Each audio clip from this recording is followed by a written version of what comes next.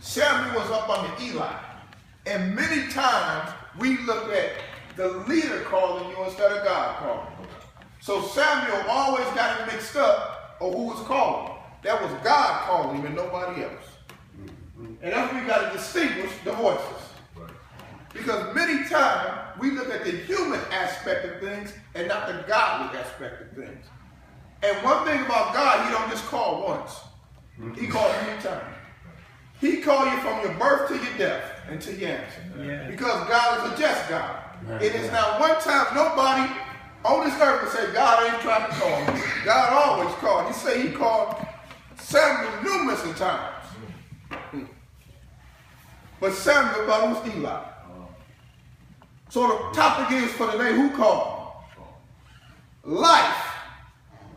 If we're not careful, life itself will take us under. Because life is designed, this world is designed not to keep us afloat, but to drown us. Oh, yes it is. It's designed to drown us. It's designed for us not to make it here. But it's God who calls us and makes us make it down here. Nobody else. Anytime we're in the world, while we teach our child fairy tales, and his devil is in the details. If the devil is in the details and we're in fairy tales, then that's going to be a problem. Then we're going to wonder why Satan himself has the upper hand on us.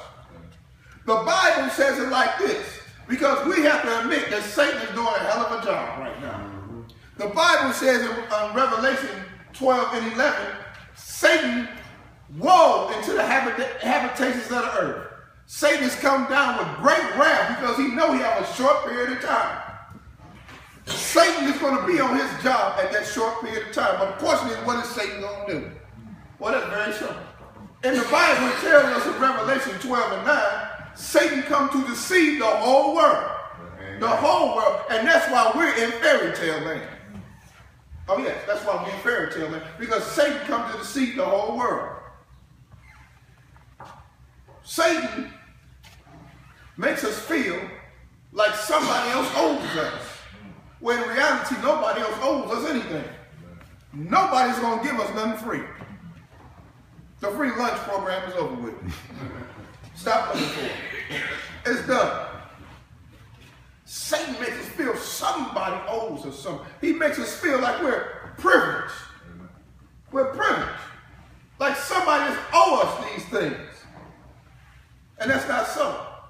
Many times he makes us feel we're privileged by name recognition or by church recognition. And this is why, in life, if you ain't ran into it, you will run into this. You will see somebody who was great. Their grandfather, their father might have been great. And you'll see the one on the streets. And you will say, don't you know who your granddaddy was? Don't you know who your father was? Because of who they were don't make you who you are. Amen. See, God called you for you and called them for them. And many times we like to ride on somebody else's coattail. We have to ride on somebody else's coattail. But that don't always work with God. We, in America, we feel like we're American citizens and have the rights of an American down here.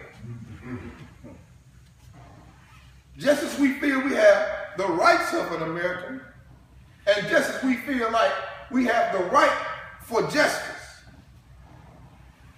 But in the reality of this world, is that true? And the bottom line is it's not.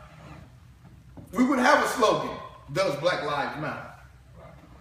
We wouldn't have people saying justice or else. We wouldn't have this.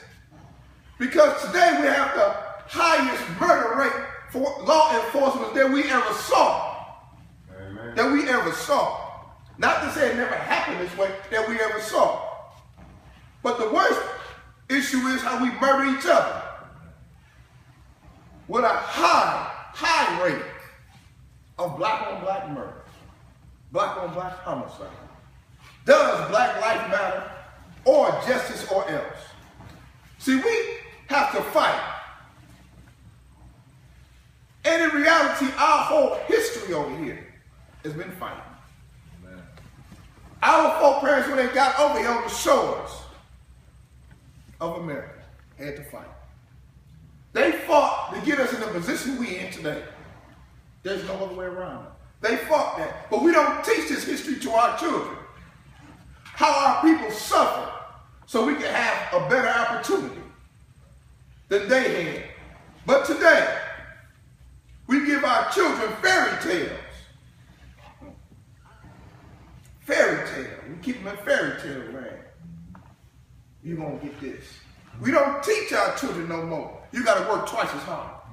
You got to be twice as good. We don't teach that no more. Because we think everything is equal. And it's not. It's not.